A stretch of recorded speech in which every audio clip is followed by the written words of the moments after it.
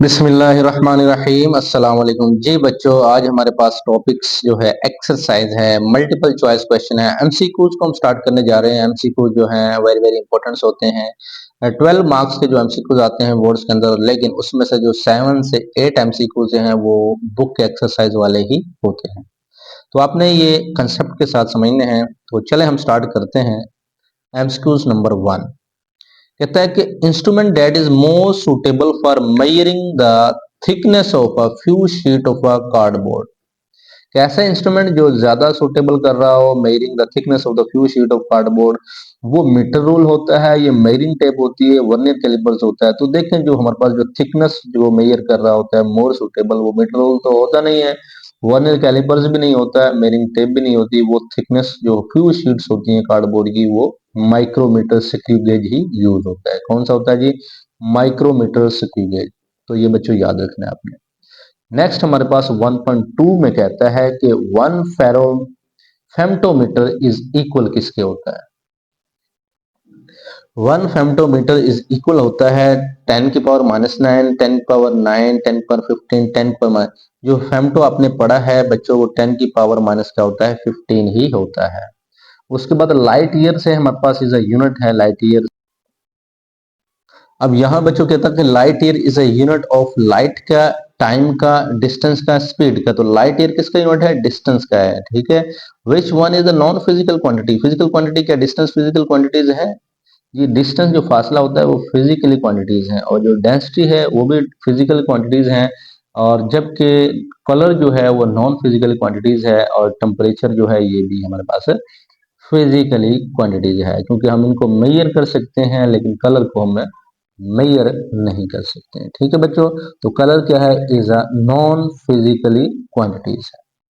उसके बाद है कि when using the measuring cylinder one precautions to take is to, कहता है कि जब हम सिलेंडर को मेजर करने के लिए यूज करते हैं, तो one precaution to take is to, तो एक हम जो वैल्यू लेते हैं तो वो चेक फॉर जीरो एरर के लिए होती है, या look at the meniscus from below level of the water surface, या take several reading by looking from more than one direction.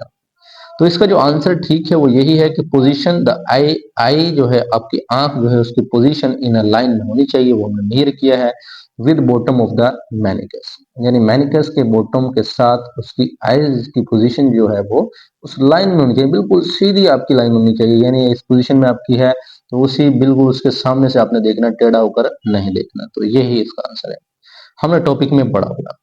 1.6 में कहता है कि volume of the water assumed by you per day is estimate in, कहता है कि किसी भी वाटर का वॉल्यूम को जब हम करते हैं कि पर डे के हिसाब से, तो कोई मिलीलीटर के हिसाब से होता है, लीटर के हिसाब से होता है, किलोग्राम होता है, क्यूबिक मीटर होता है। तो बच्चों जब वाटर का वॉल्यूम होता है, तो जिस तरह हम कहते हैं कि लीटर की बोतल दो, 2 लीटर की बोतल दो, जिस तरह हम बोतल पीते हैं वो लीटर्स के हिसाब से वॉल्यूम उसका मेजर होता है वाटर का।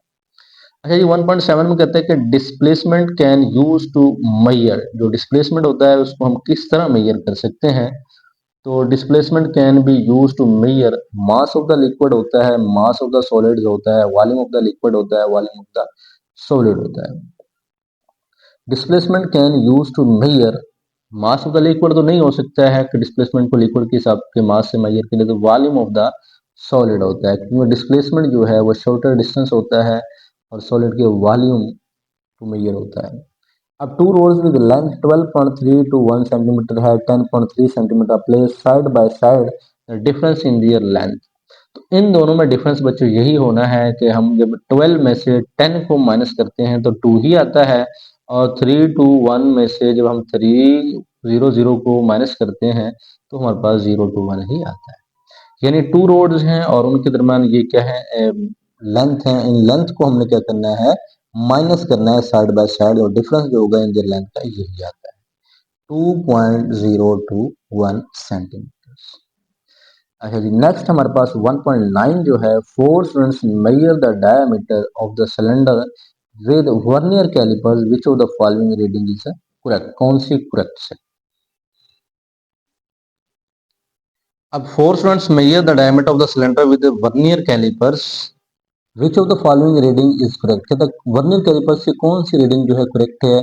वर्नियर कैलिपर्स का हमने जो लीस्ट काउंट पढ़ा है बच्चों, वो पढ़ा है 0.01 सेंटीमीटर।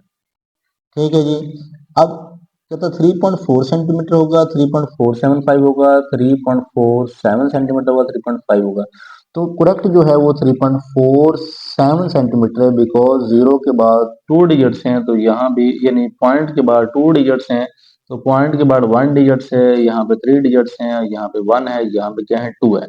तो मोर एक्यूरेट वैल्यू जो देता है वो 3.47 देता है, क्योंकि इसका लीस्ट काउंट भी 0.01 होता है, क्योंकि पॉइंट्स के बाद दो डिजिट्स हैं, तो यहाँ भी कितने डिजिट्स होने चाहिए, टू होने चाहिए, और मोर एक्यूरेट भी यही बनता है। Which of the following measure are likely to represent the thickness of the sheet of this book. इस बुक की शीट की थिकनेस को कौन मेजर करता है और रिप्रेजेंट कैसे हमने करना है।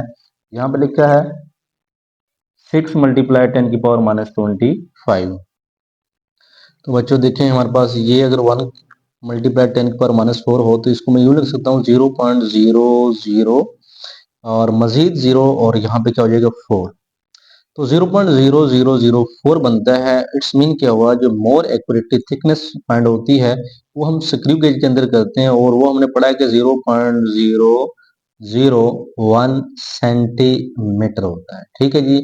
अब सेंटीमीटर को जो मीटर में कन्वर्ट करते हैं तो मल्टीप्लाई करते हैं, और यहाँ पे जो मीटर में दिया हुआ है तो वो हमारे पास 1 10 रेज़ की पावर कितना आ जाएगा, -4 होता है। तो मेजर लाइकली रिप्रेजेंट थिकनेस होती है, जो करीब से करीब होगी वो हमारे पास यही वैल्यू होनी है, तो यही इसका आंसर है। ठीक है। In vernier callipers 10 smallest division of the vernier scale are equal smallest division of main scale. कहते हैं हमारे पास वर्नियर स्केल कैलिपर जो होते हैं उसकी 10 जो है स्मॉलेस्ट डिवीजन होती हैं। Vernier scale are equal 9 smallest division of main scale. If the smallest division of the main scale is half millimeter, the vernier constant is equal 0.5 millimeter, 0.1 millimeter, 0.01 millimeter, 0.05 millimetre. तो हमने ये भी पढ़ा हुआ है कि 0.01 जो है वो मिलीमीटर के हिसाब से हम किसको मेजर करते हैं जी, वर्नियर स्केल को। तो हमारे पास यही आंसर आएगा 0.05 मिलीमीटर। तो ये हमारे एमसीक्यूज थे, तो बच्चों ये अच्छे से आपने रीड डाउन कर लेने हैं। नेक्स्ट शॉर्ट क्वेश्चन की तरफ चलते हैं। ये बच्चे शॉर्ट क्वेश्चन के अंदर हमारे पास ये फर्स्ट पे हम डायग्राम वाले क्वेश्चन करते हैं, तो मजीद फिर आपको हम नोट्स की तरफ ले जाते हैं। तो देखें विच 1.11 जो हमारे पास शॉर्ट क्वेश्चन कहता है कि which reading A B C shows the correct length and why, कि जो रीडिंग ए बी सी है वो करेक्ट लेंथ और वाई, यानी उसकी जो सही लेंथ है वो ए है या बी है या सी है, और मजीद वाई ऐसा क्यों है। तो हमें ये याद रखना है कि देखें यहाँ पे आप ये डायग्राम देख सकते हो कि ये बिल्कुल सामने मौजूद है, ये बी है और यहाँ पे ए है, यहाँ पे सी है, तो ये आई पॉइंट्स हैं। तो हमारे पास बिल्कुल जो डायरेक्शन सीधी होती है आई पॉइंट्स, जो हम सही तरह से उसको रीडिंग कर सकते हैं, टॉपिक्स में भी हमने डिस्कस किया है। अब वो हमारे बिल्कुल सामने होना चाहिए आई पॉइंट्स, ताकि नजर सही आ सके, हम उसको मेजर कर सकें रीडिंग को। तो बी पॉइंट्स जो है बिल्कुल सामने है, तो हम इसका आंसर लिखेंगे। तो बी जो है हमारे पास is a correct length measure करता है। और मजीद जब वाई क्यों करता है, बिकॉज हमने पढ़ा हुआ है कि वो बिल्कुल रीडिंग जो है वो करेक्ट मीनिंग जो होता है, करेक्ट मेजरिंग जो होती है वो बिल्कुल ठीक होती है। ठीक है बच्चों, तो इसको हम जरा अभी मजीद बताते हैं आपको, लेकिन फिलहाल आपने इसका अभी बी याद रखना है। और जो ये हमारे पास है state and least count and vernier scale reading as in the figure and hence find the length. Least count आपको बताते हैं वर्नियर स्केल रीडिंग क्या है, लेकिन लेंथ कैसे फाइंड करनी है। लेंथ का फार्मूला हमने पढ़ा हुआ था कि 2.6, देखें ये हमारे पास जो है ये 0 है, 1 है, 2 है, और ये 2 पॉइंट क्या है 5 है। 2.6 जो है ये मेन स्केल की क्या है रीडिंग है। तो रीडिंग ऑफ मेन स्केल कितनी है जी 2.6, वो हम 2.6 लिख लेते हैं। और वर्नियर स्केल का लीस्ट काउंट क्या होता है उसको हम ऐड करते हैं प्लस 0.01। ठीक है जी बच्चों, तो ये हमारे पास वर्नियर स्केल का क्या है लीस्ट काउंट है। और ये 5 क्या है रीडिंग्स है, देखें यहाँ से यहाँ तक 1, यहाँ से यहाँ तक 2, यहाँ से यहाँ तक 3, और यहाँ से यहाँ तक क्या है 4 है। लेकिन हमने जब उसको मेजर किया है तो वो हम इसको 1, इसको 2, इसको 3, इसको 4 और इसको 5, तो यानी एग्जाम्पल भी हमने की हुई है, तो हम इसी हिसाब से करते हैं कि 1 2 3 4 5। तो यहाँ पे रीडिंग क्या आनी है, 5 आना है, यानी 5 नंबर्स हमारे पास मेन स्केल के हैं और 2.6 हमारे पास यहाँ से यहाँ तक मेन स्केल की रीडिंग है। 5 को 0.01 से मल्टीप्लाई करें तो 0.05 आता है, ऐड करें तो 2.65 सेंटीमीटर जो है उसकी हमारे पास वैल्यूज आती है कि जी फाइंड द लेंथ फाइंड करने का जो हमने फार्मूला पढ़ा है वो ये। चलें अब हम आपको नोट्स की तरफ लेकर चलते हैं, मजीद इनको डिस्कस करेंगे। तो फिलहाल अभी आपने ये याद रखना है 11 का क्या है जी, बी हमारे पास पॉइंट्स होता है, आई की पॉइंट ठीक है, लेंथ हमारे पास 2.65 सेंटीमीटर है। क्वेश्चन नंबर 1 बच्चों देखो, can a non physical quantity be measured, if yes then how. कहता है कि नॉन फिजिकल क्वांटिटी को हम क्या मेजर कर सकते हैं, अगर कर सकते हैं तो कैसे कर सकते हैं। यस और non physical quantity can be measure, non physical quantity को कहता है कैन बी मेजर्ड, हम कर सकते हैं, लेकिन तो फिजिकल क्वांटिटी मेजर होती थी, ये क्या मेजर होती है। कहता है time which is non physically quantity, जो कि टाइम जो है वो फिजिकली क्वांटिटी नहीं है, can be measured using clock and calendar, तो हम उसको क्लॉक और कैलेंडर के हिसाब से उसको मेजर कर सकते हैं। तो इसी तरह नॉन फिजिकल क्वांटिटी को हम मेजर भी कर सकते हैं, अगर इफ यस देन हाउ, कैसे। Yes non physical quantity can be measured. अब ये एग्जांपल मौजूद है, ठीक है जी बच्चों। अब हमारे पास है what is measurements, name its two parts.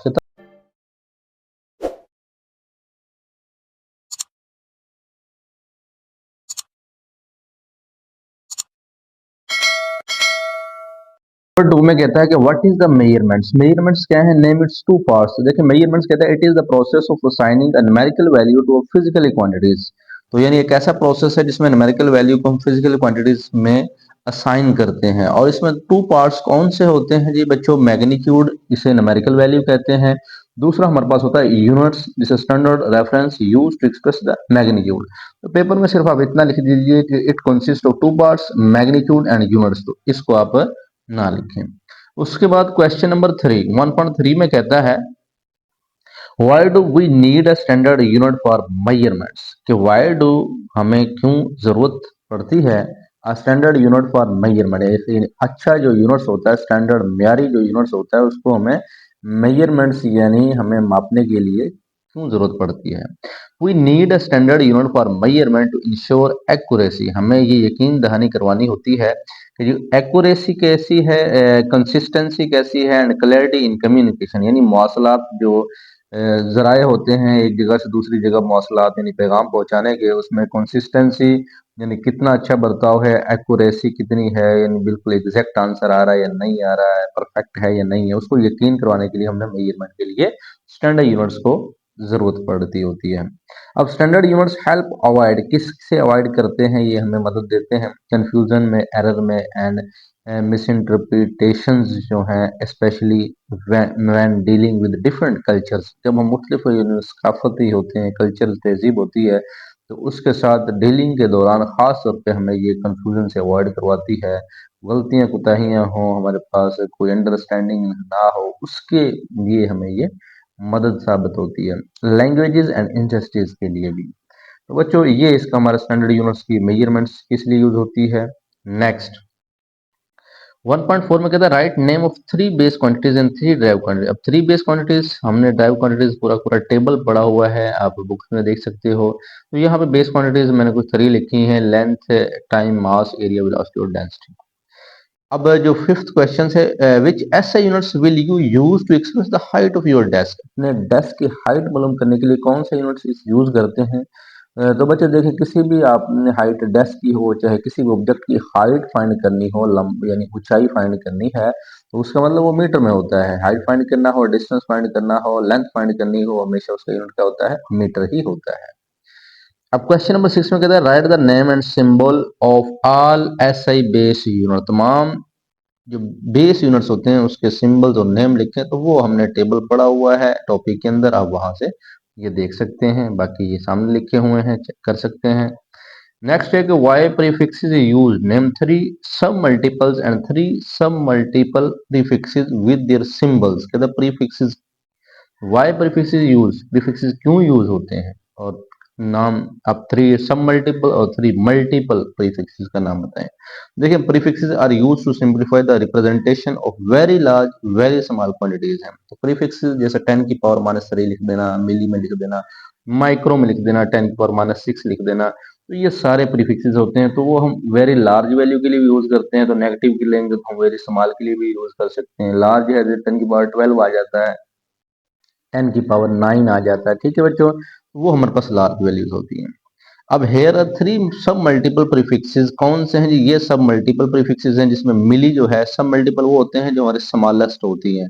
मिली का मतलब 1000, यानी मिली होता है ना 10 की पावर माइनस 3, तो इसका मतलब है माइनस 3 ऐसे नीचे हमारे पास 10 की पावर 3 होगा, वो क्या हो जाएगा 1000 में कन्वर्ट हो जाता है। इसी तरह नैनो जो है 10 की पावर क्या होता है? ये 10 की पावर होता है -9, इसको हम क्या कहेंगे? 1 बिलियन कहेंगे। तो अगर ये 10 की पावर 9 ऊपर ले जाएं इसको तो कितने जीरो हो जाएंगे? 9 जीरो हो जाएंगे। तो 9 जीरो जो बच्चों देखें तो बिलियन में वो काम पहुंच जाता है।